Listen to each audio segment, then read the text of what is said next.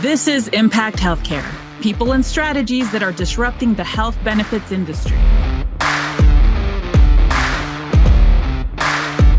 And now, here's your host, healthcare benefits industry expert and the originator of the transparent health benefits movement, Lester Morales.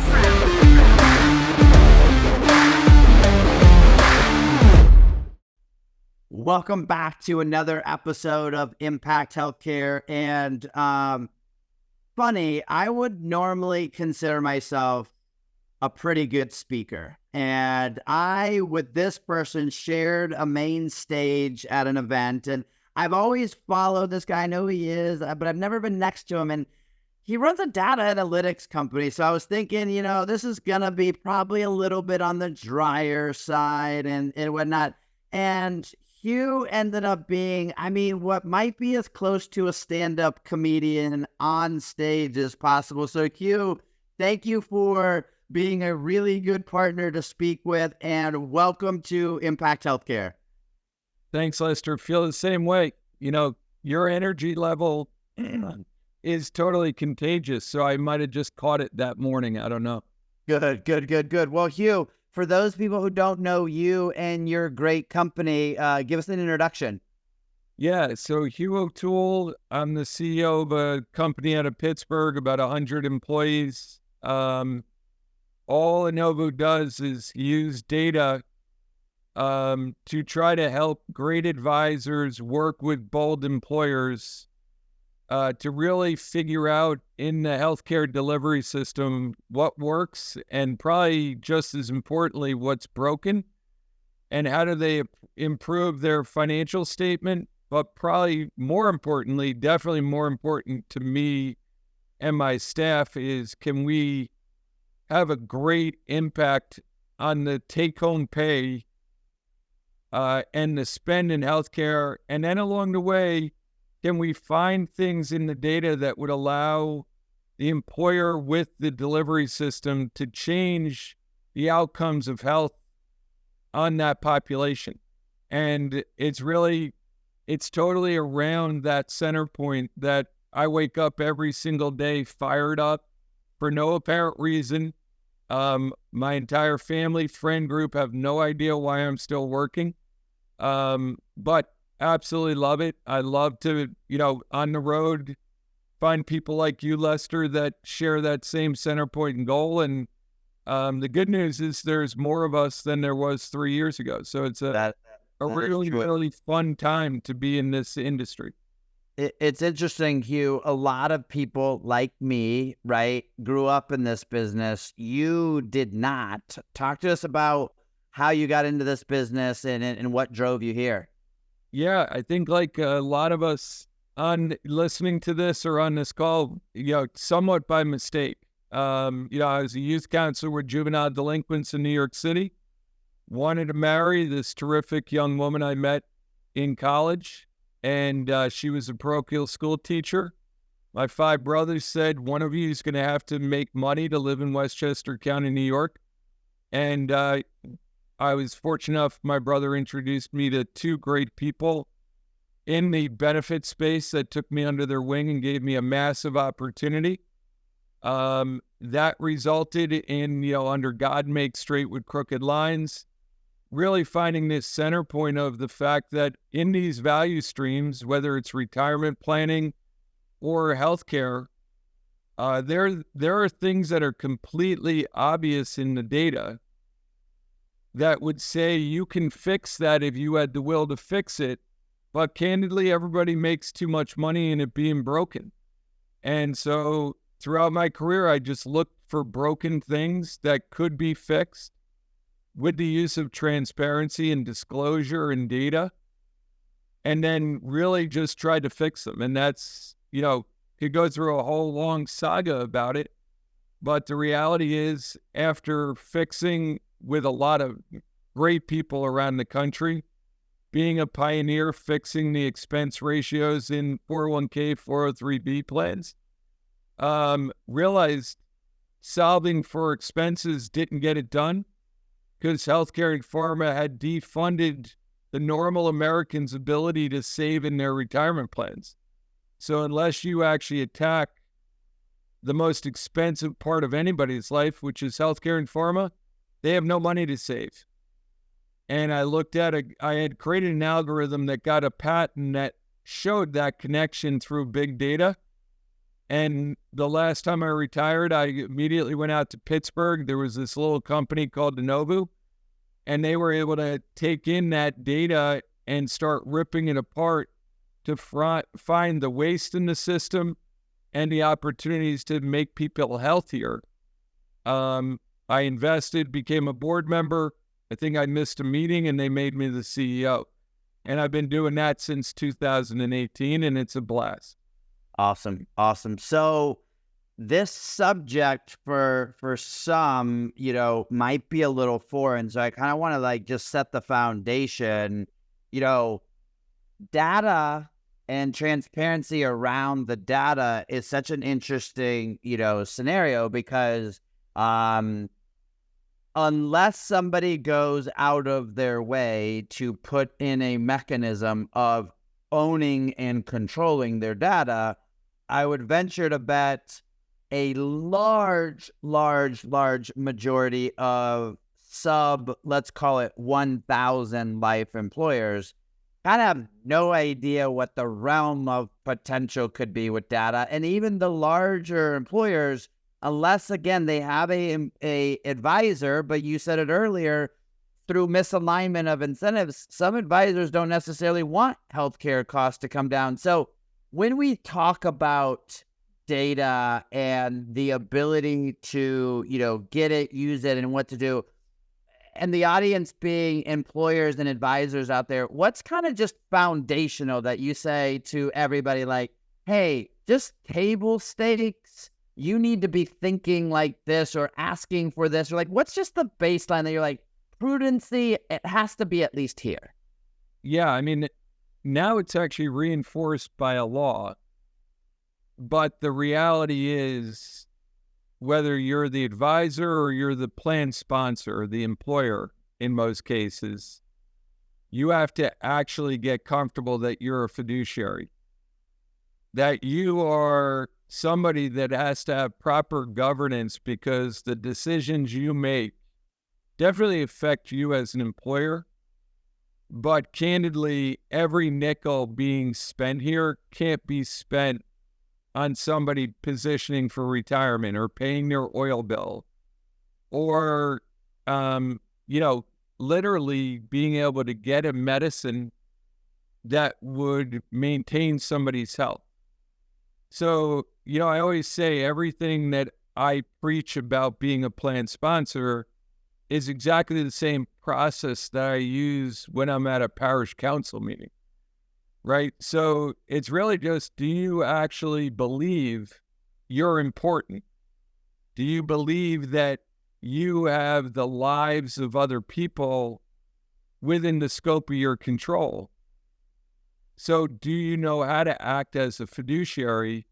If you do act as a fiduciary, you're going to have a process to evaluate things, and you're almost unrelentingly curious on what's really happening behind the scenes that affects everybody you're responsible for. And that is primary here. It's not technology. It's not this or that. But, people will say, I don't really know enough. And I'm always like, if you don't know enough, you're actually the best fiduciary, because you're going to ask questions that everybody that knows too much thinks are normal. Right? So that's a big thing that I teach all around the country is you have to take being a fiduciary serious. If you are the advisor working on behalf of fiduciary, that's called a prudent person. So if you're the prudent person that the fiduciary relies on, you can't accept status quo. It's just totally unacceptable. Man, I love this conversation. We didn't even end up here because of any other reason other than what is foundationally wrong with the business is just that mindset of what you just said in regards to what are just the basic things you wouldn't accept in any other world that you accept every single day. So let's take that journey. So I'm an employer. Yes, I'll interject. Like I always say this, and people laugh. But as a psychology major, they call that learned helplessness, right? So the more schooled you are in the industry, the more helpless you feel because you've tried so many things that have failed, you stop trying, right? If you go to Yale New Haven Hospital, I live in Connecticut now, you just accept the fact that you're going to get a bill that you don't understand, and you probably got to pay it because eventually they're going to say they're bringing you to collections, right? That's learned helplessness. The reality is, and it's kind of a controversial point, but people will say, well, I'm going to give the participant more information, and through consumerism, somehow we're going to reduce healthcare. The reality is, I'm a remotely intelligent person. I've been around employee benefits for 35 years. And when I'm actually the patient, I have no idea what's going on. So if prudent people, whether it's the fiduciary or the people they hire to be curious, are not paying attention to the ecosystem, that poor patient has no shot.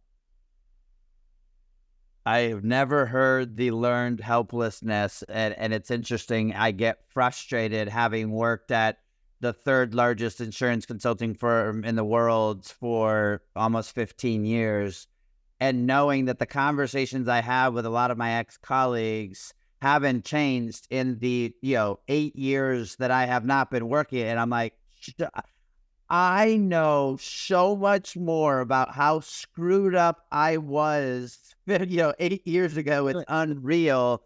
And it's almost like, the thing I always tell advisors is bringing somebody like a Hugh into a meeting where they're going to teach your client something that you didn't teach them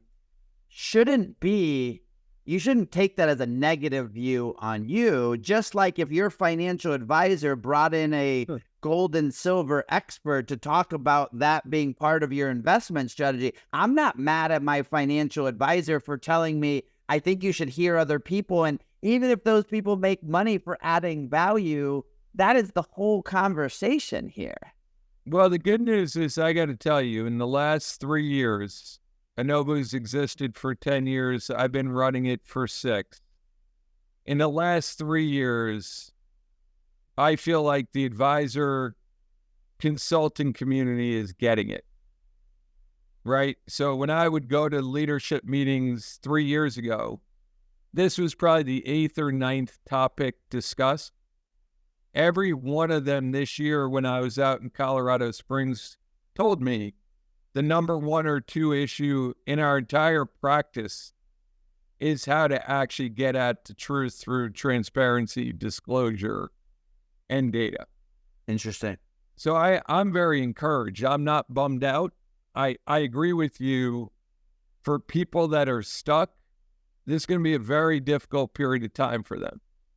So Hugh, let's kind of like personify this whole conversation, because although this isn't a sales pitch about Innovu, the reality of what it is that you guys empower for others is what this conversation's all about. So I'm an employer. I have my second largest expense, which is my health plan. Sure. If I'm fully insured, or even if I am self-insured and use a traditional model, and I haven't built the mechanisms, I really don't even understand the data and everything to do about it. When you help, support, guide somebody through the process of now you're able to get the data, talk to me about, let's pick 2 or 3 areas that the whole world changes in the enlightenment once you get there. Yeah, so I'm going to start out with something very simple. We do a lot of work for what are called school consortiums, right? So I have 28 schools in my mind that have come together as a consortium. I can't give you the name. They're in the Northeast, and we we just work with their really good advisors to load the data of those 28 schools together. And in that, these are huge budgets.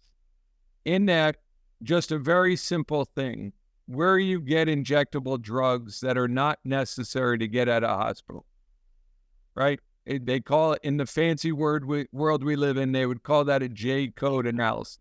Yep. Just by doing that analysis, and this school consortium all used a Blue Cross plan. And Blue Cross had a pre-authorization program because if you get an injection for arthritis at the outpatient hospital, it was $18,000. If you got it at your doctor's office, it's $7,000. If they came and gave it to you at your home, it's $3,000. If COVID taught us nothing, it's probably a good idea not to go to the hospital, right? It's definitely safer, more convenient, and cheaper not to go to the hospital. So all we did is we worked with the school consortium and we said, how about you actually use that pre-authorization program? Upon the next renewal, they'll work them to the office or to the home. And any new employee, when they get prescribed, they will use office or home. Wow, we just didn't trust the Blues to follow that program. Well, I'm able to say in your data, that would be really smart to do. And their advisors agreed. After 12 months, that saved the school consortium $1.5 million. So, you got not one complaint, not one complaint. That's where I was going to go with this. I want to unbundle that story and make sure people understand. You didn't change a plan design. You didn't tell somebody they couldn't get this infusion, the J code. You didn't tell. All you did was enlighten somebody that their purchasing decision is drastically different between those three options. There's obviously some questions that a natural person would ask. Number one, why is it, maybe your opinion, that maybe this is just pure opinion, why is it that it took a third party, Innovu, to get the data to be able to do that? Is it, and bring this suggestion there, is it access to the data? Is it the know-how to manipulate the data and bring it into actionable things? Was it just right timing and everybody was like already, inertia was already built? What was it that made it the time to finally do that? Well, number one, we were working with good advisors. Okay. Right? So if you're not exploring data transparency right now, you're in trouble as an advisor consultant, because if somebody comes in with that story based on how desperate the American employer is, based on how trapped they are by this expense, they run their entire business based on data. Why wouldn't they run their healthcare pharma plan?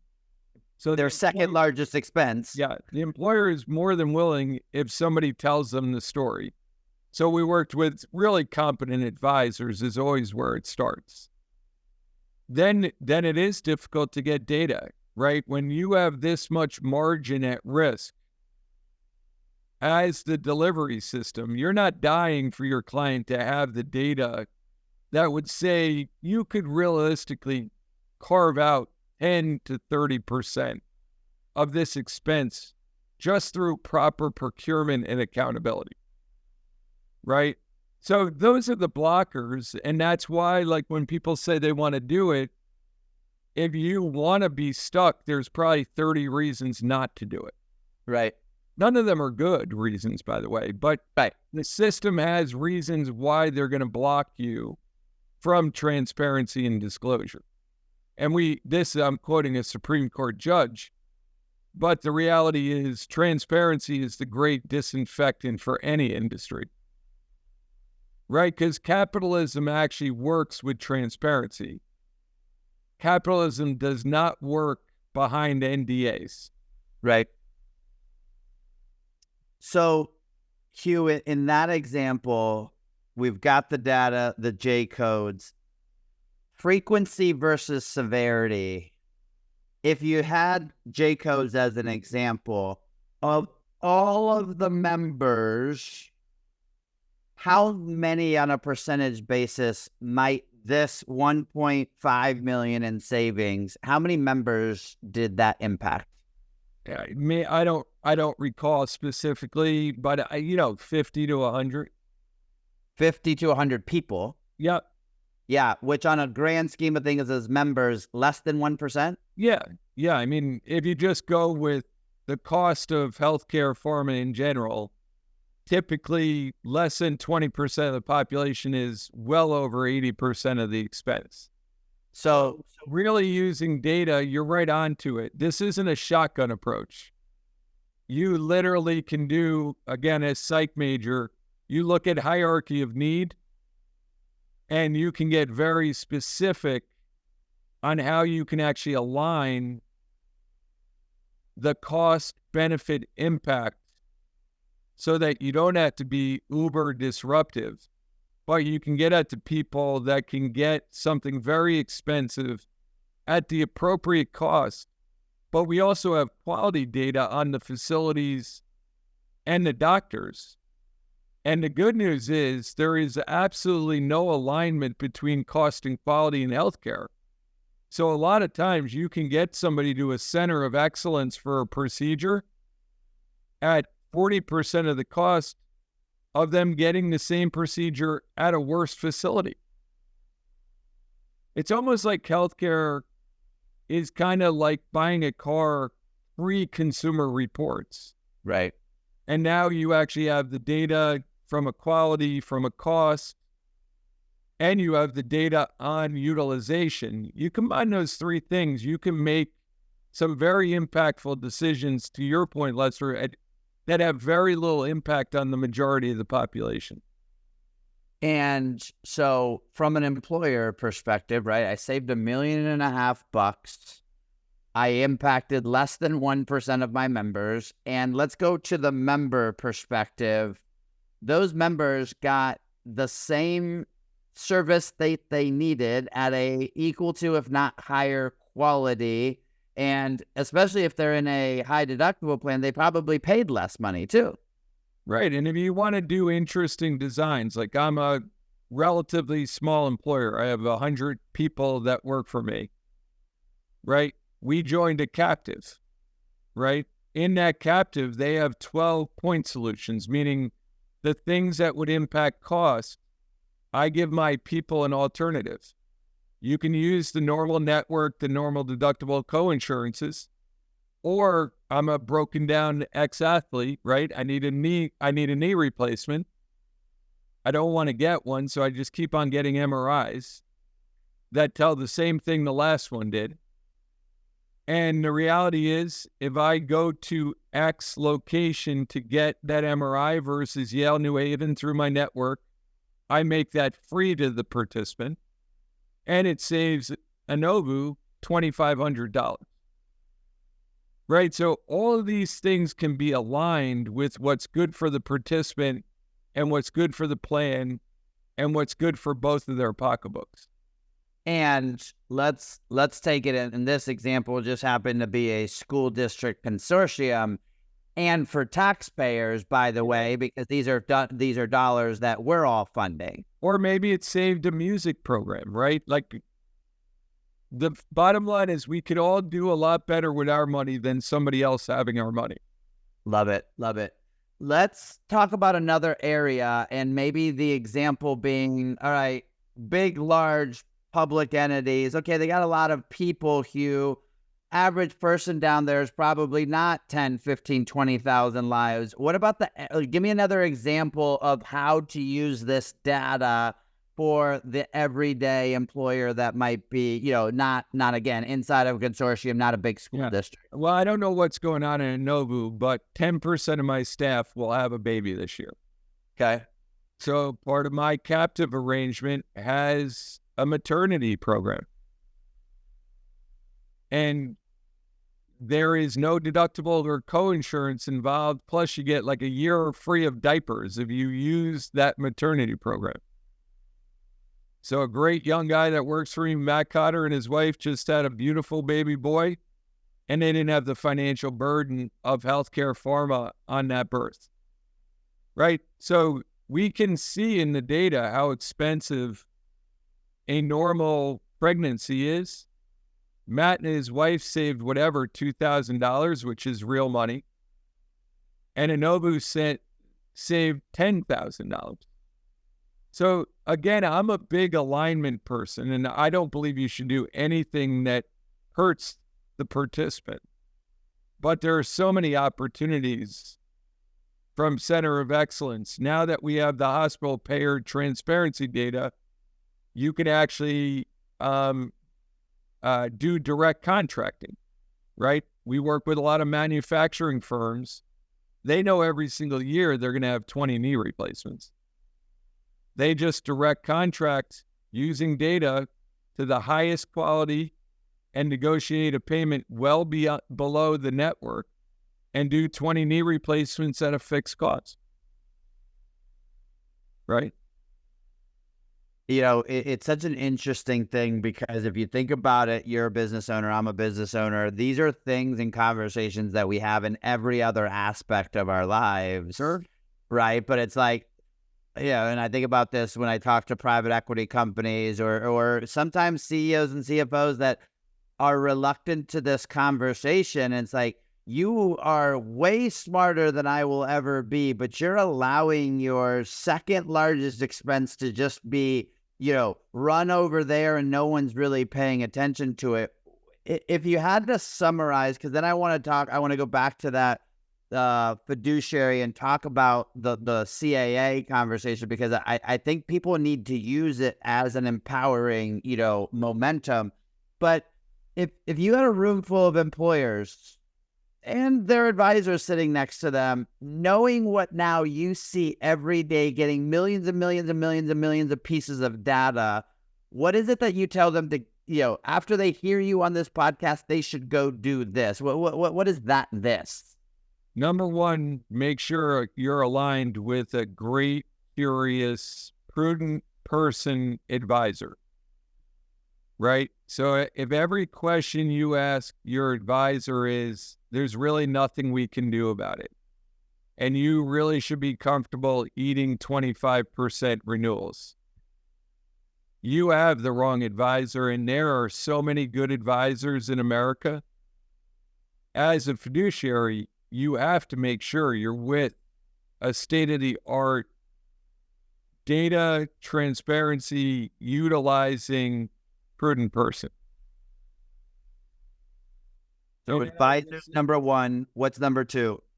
You have to own your data so that you're never crippled by moving your plan, that you can really get to proper procurement accountability. And nobody owns your data but you. You are the plan sponsor. And if somebody like me, I inherited Innovu, we were with a fully insured plan that would not share any of the data with a data analytics company, right? And people are like, well, you probably can't do better, blah, blah, blah, blah, blah, right? So I'm an employer. I'm an investor. This is personal. I'm a participant too. Right. And I'm like, you know what?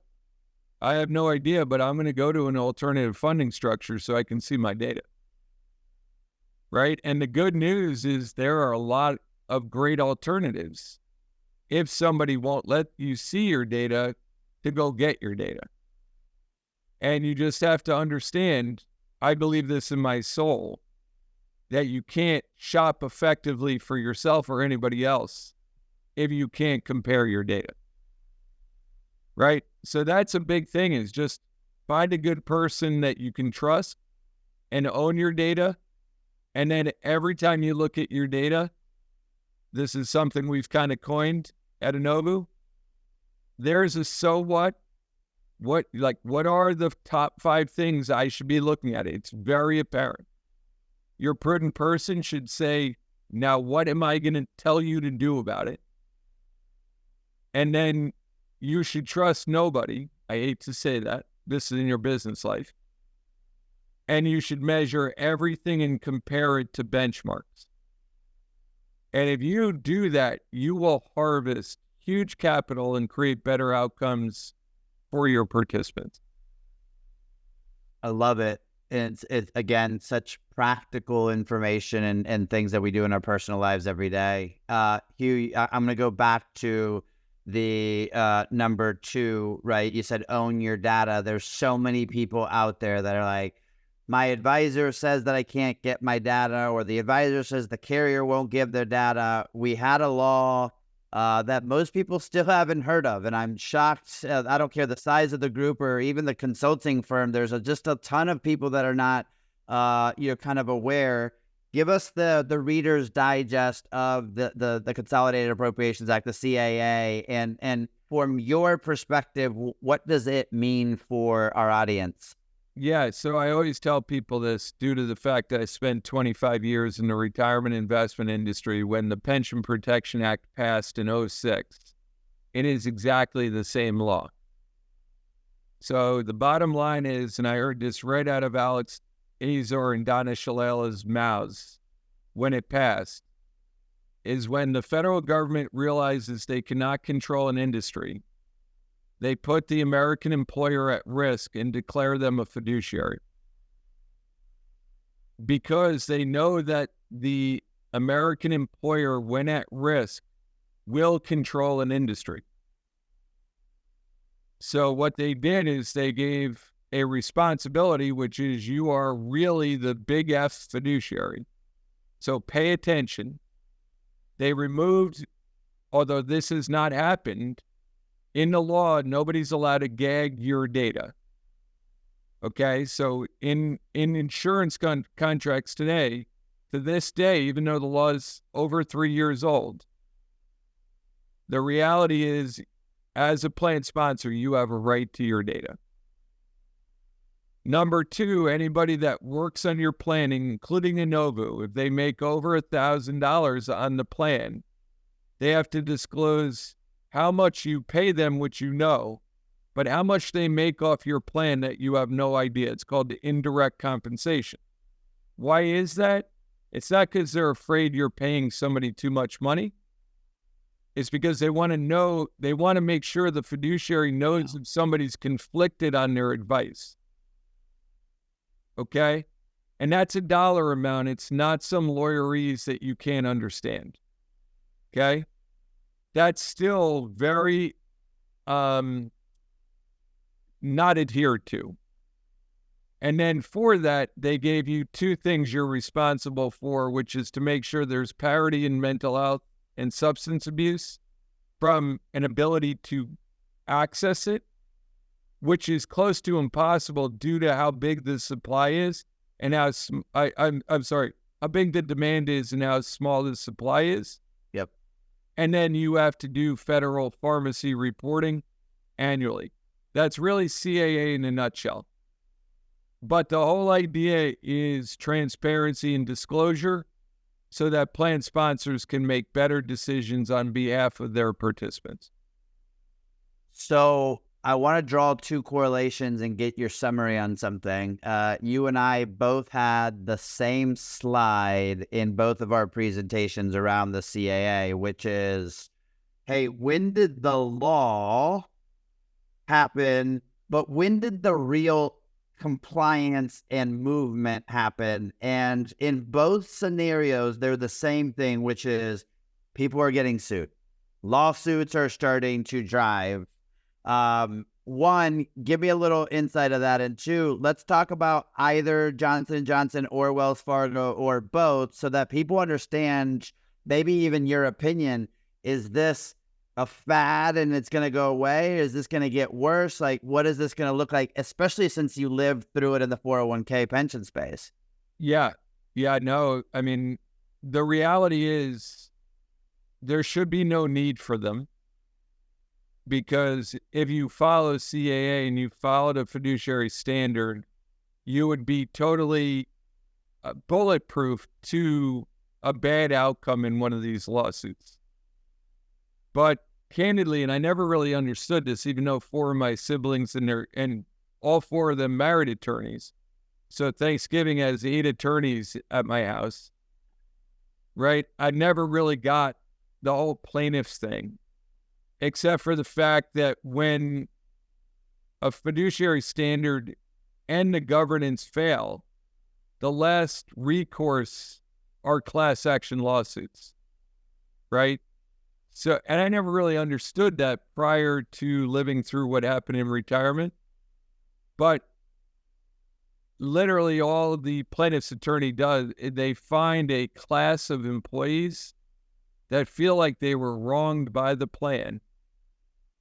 And they were in the investment side. They, paying 200 basis points or 2% more than you should in a 401k plan is undefendable. And that billions and billions were paid out to settle those lawsuits.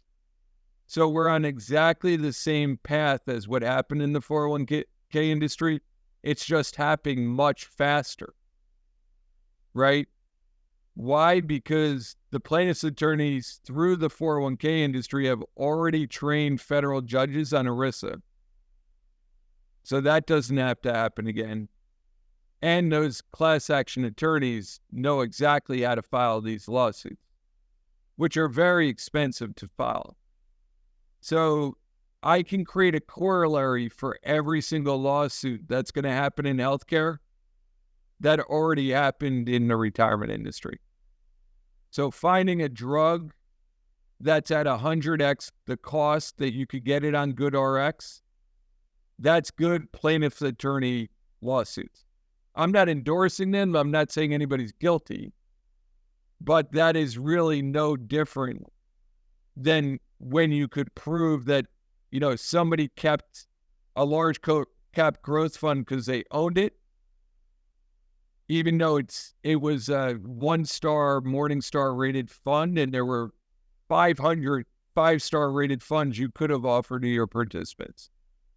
It's a very clear example.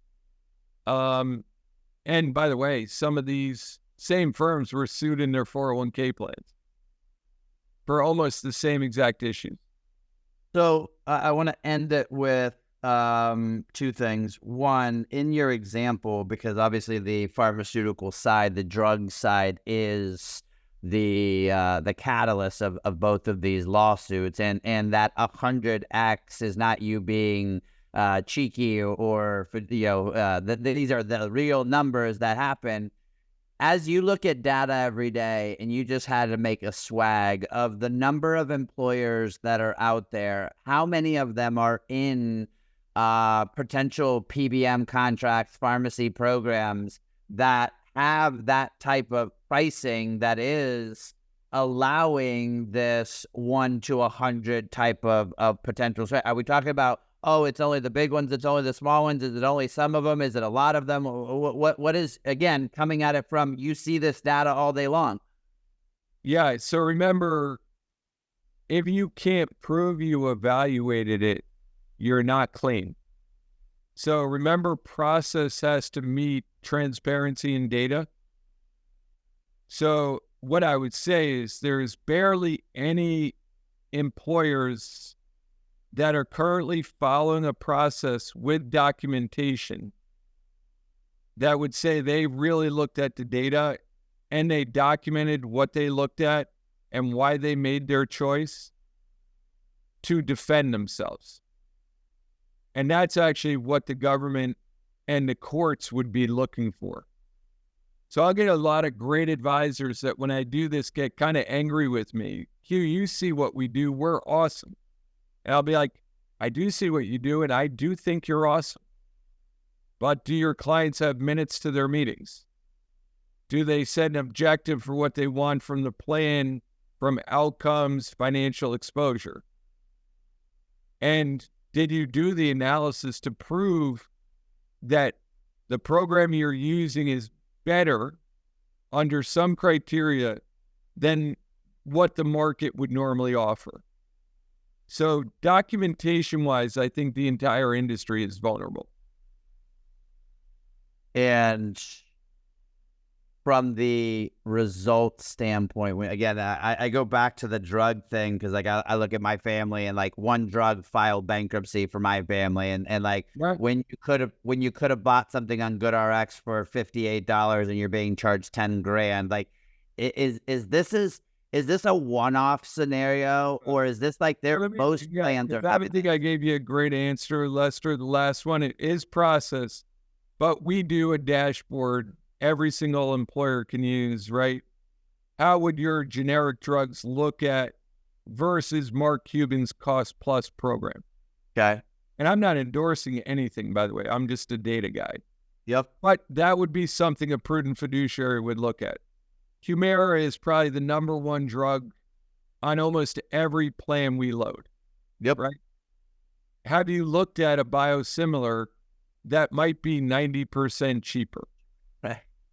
Right? Like, I don't know. I have PharmDs on staff. I'm not one of them. But if I was in a high deductible plan in Humira, I would want somebody to be looking at that for me. So once again, now I will have an advisor say, but we get rebates on that drug. I don't know because we don't get rebates at a drug level, so I can't examine net cost wise, are you better or not? Right? But those are things, again, being a curious fiduciary, you would want to ask those questions. Awesome.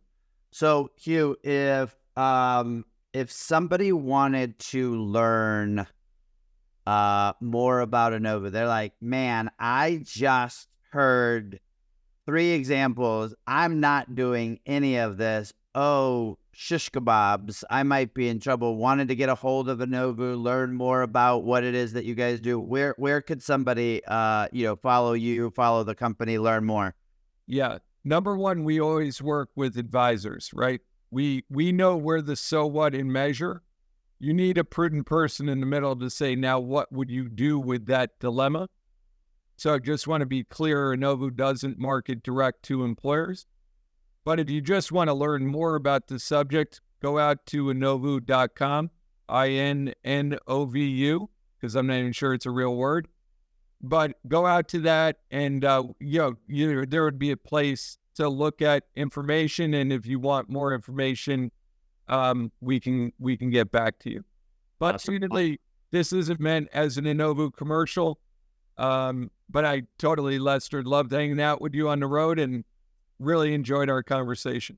Likewise, Hugh. Thank you. Again, I look at the guests that we have on this, and everybody has a commonality. Nobody came on here to try to sell anything. Everybody has seen the impact that doing something different than what's being done today can have on a human life. Now, that human life is both health, right? When we say health, it's both physical health. How am I getting to the right quality hospital? How am I, ensuring that I'm paying the smaller amount for the medication so I could actually take it on the prescribed dosage and timing of it and increase the efficacy of it.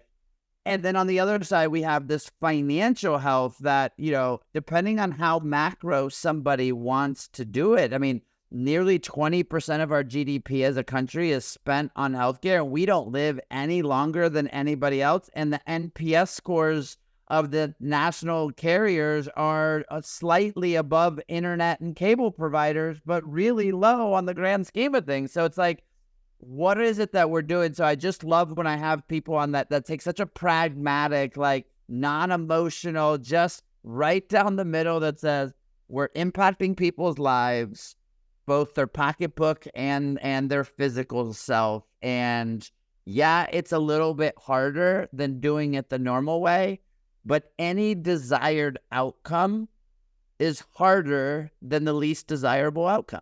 Amen. I mean, you want to be a good dad, a good mom, a good brother, you want to have a six-pack, you want to be the best athlete in the world, that's harder than being fat, being a bad mom or not being in the NBA, right? That's just the reality of it. So thank you for your, very direct, pragmatic vantage point on that. We really appreciate it. My pleasure. Awesome. For the listeners out there, again, if you have not researched, been told about the CAA, although I did not marry an attorney, I don't have any attorneys in my family. I'm assuming that most people don't love the whole attorney concept. You don't want, or maybe don't even look good in orange. You're going to want to look at these lawsuits. You're going to want to look at what the CAA is, because if you use it the right way, yes, it's a little bit more work, but it is going to be the gift that allows us to unlock the treasure chest that has been such an opaque, part of our business. So, Hugh, again, thanks so much. For the audience, share this, get it in the hands of people that need to hear it, which is basically anybody who consumes or buys healthcare. And we just thank everybody for listening to another episode of Impact Healthcare. Thanks so much.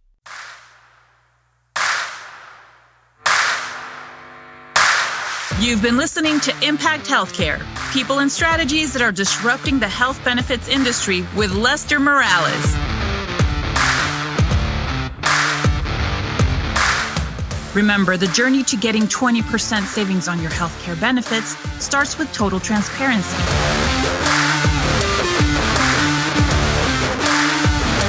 Remember to subscribe to the Impact Healthcare podcast on iTunes or wherever you get your podcasts.